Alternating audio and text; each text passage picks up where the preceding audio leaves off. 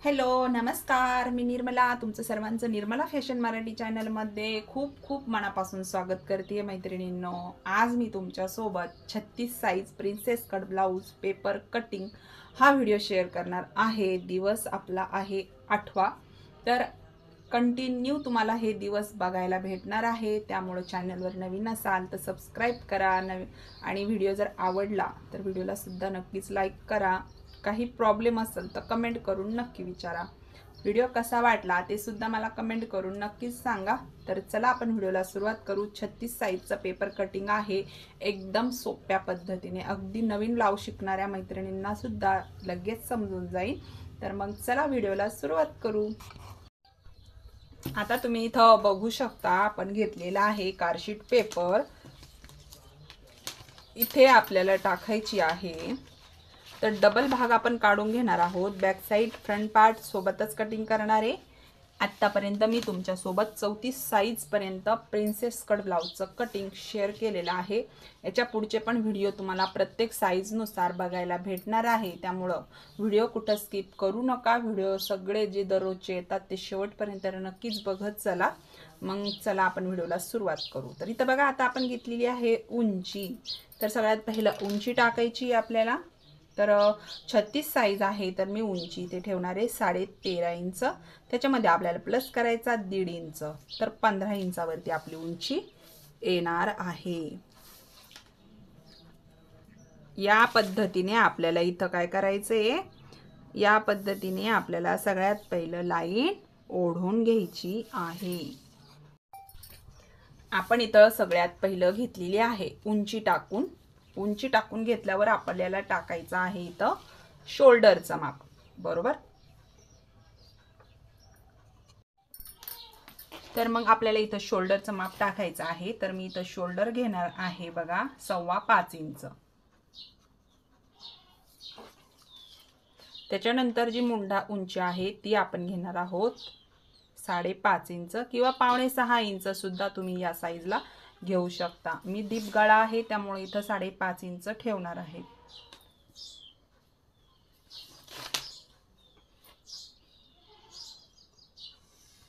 इकडनं लाईन मोजून घेऊ आपण 5.25 इंचाची आणि सरळ लाईन ओढून घेऊ इकडं। अशा पद्धतीने इथं आपला हा पॉइंट आलेला आहे। आता इथून आपल्याला घ्यायचा छातीचा चौथा भाग। तर छाती किती आहे 36 साईज। 36 साईजचा चौथा भाग येतो 9 इंच। 9 चोक 36, 1.5 इंच शिलाई मार्जिन। शिलाई मार्जिन हे तुम्ही 2 इंच सुद्धा घेऊ शकतात। इथे टाकायचा आहे कमरेचा भाग। तर हे बघा, तर आपल्या इथं कमर आहे जसं 31 इंच। 31 इंचाचा चौथा भाग हा किती येतो तो आपण इथं काढायचा आहे बघा 31 इंच। हे 31 इंच, तर हा झाला दुसरा भाग। याच पद्धतीने आपल्याला काढायचा आहे चौथा भाग। तर चौथा भाग येतो आपला 7.5 इंच आणि एक रेष येते पुढं। त्याच्याच पुढं आपल्याला 1 इंच टक्सचं मार्जिन घ्यायचंय, जे आपण टक्स मारतो बॅक साईडला ते। त्याच्याच पुढं आपल्याला 1.5 इंच शिलाई मार्जिन। आता हे पॉइंट आपल्याला इथे जोडून घ्यायचे।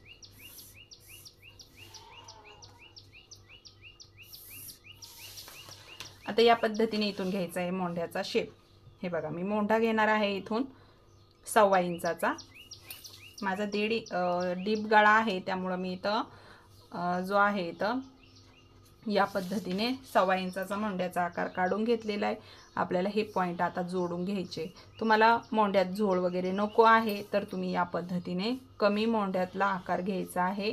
तुम्ही अगदी 1 इंच घेतला तरी चालेल। आणि आपला हात जो आहे हा असा ह्या साईडला ह्या कोपऱ्यामध्ये 1/2 इंच 1/2 इंच असा खाली घ्यायचा आहे आणि हा पॉइंट इकडे जोडून द्यायचा आहे। या पद्धतीने आपल्याला घ्यायचं आहे। आता याच्यावरतीच आपण फ्रंट पार्टचं लगेचच मार्किंग करू। तर ते मी 1/2 इंचावरती आतला मोंढ्याचा शेप देऊन घेते।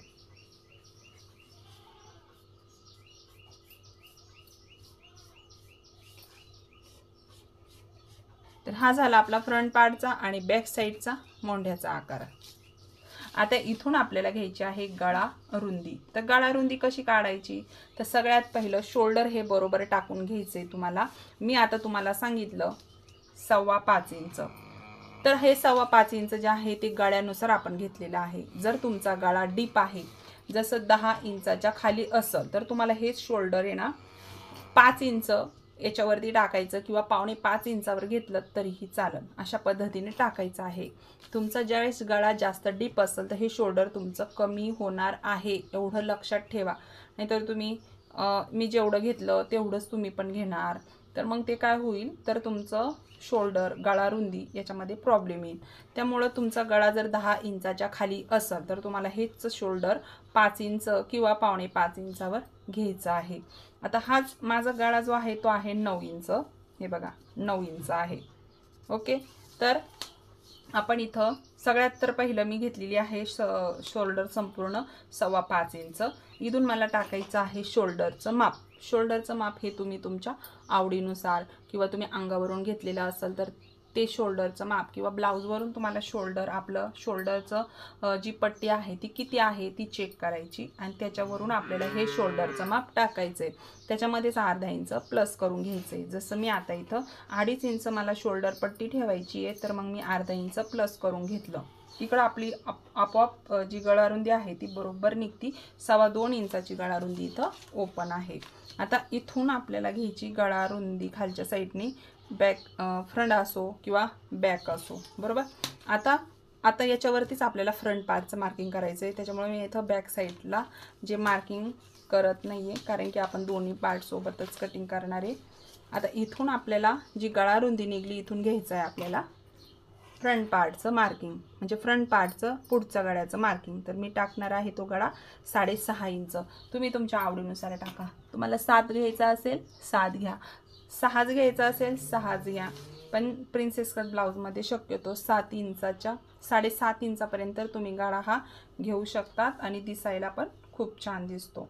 तर इथं 2.25 इंचाची गळारुंदी आहे, तर आपण तेवढीच ठेवून आणि त्याच्यानंतर गळा तुम्हाला काय बाहेरून पसरवायचा आहे तेवढा तुम्हाला पसरवायचा आहे. आवडीनुसार तुम्ही घ्यायचा आहे. आता मी इथं पानगळा घेऊ शकता, गोलगळा घेऊ शकता. मी इथं आज आपण गोलगळ्याचं मार्किंग करणार आहे.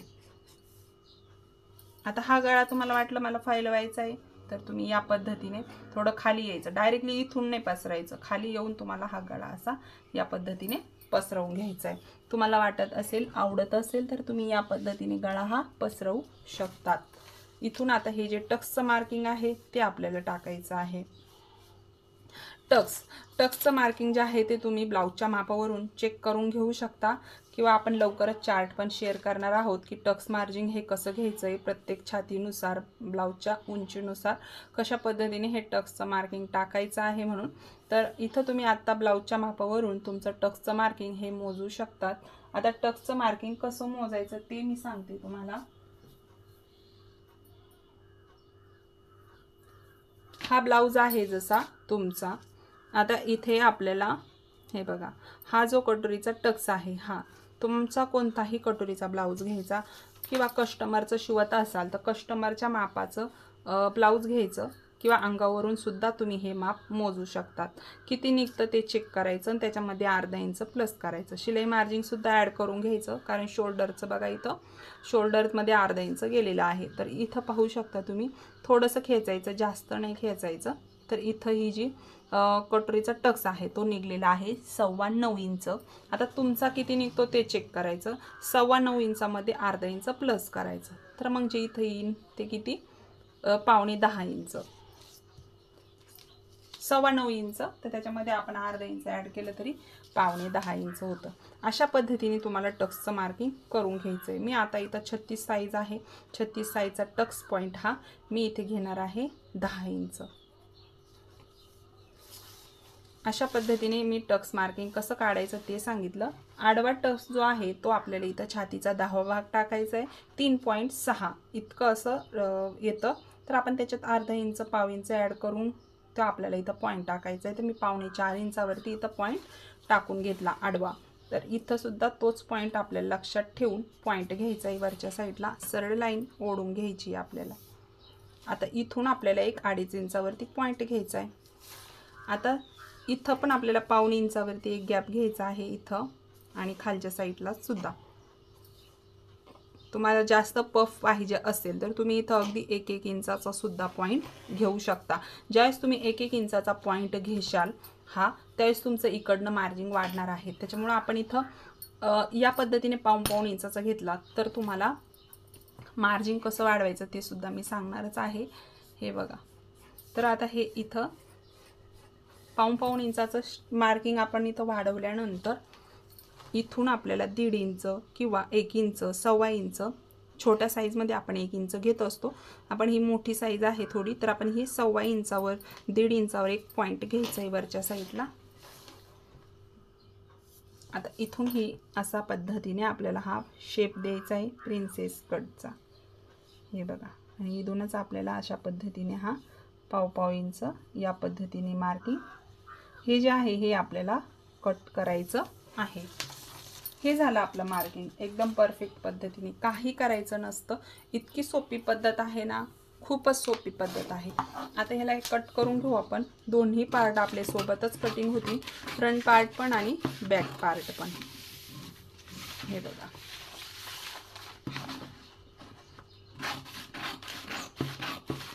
मार्किंग कसं वाढवायचं ते सुद्धा मी तुम्हाला सांगणार आहे.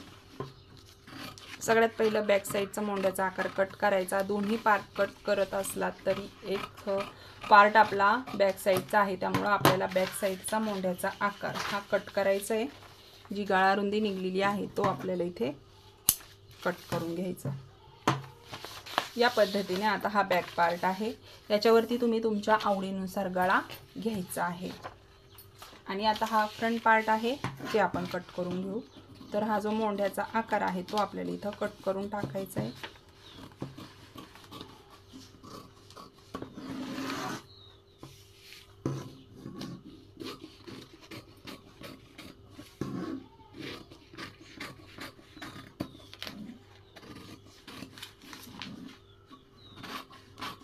इथला शेपचा जो आकार दिलेला आहे ते साईडचा आपल्याला इथे कट करून टाकायचं आहे या पद्धतीने. त्यावेळेसच आपल्या ब्लाऊजमध्ये छान असा पफ हा तयार होऊन जातो. तर बघा, फायनली आपण या पद्धतीने princess cut 36 size princess cut ब्लाऊजचं कटिंग बघितलं. यामध्ये मार्जिन कसं वाढवायचं ते सांगते मी तुम्हाला.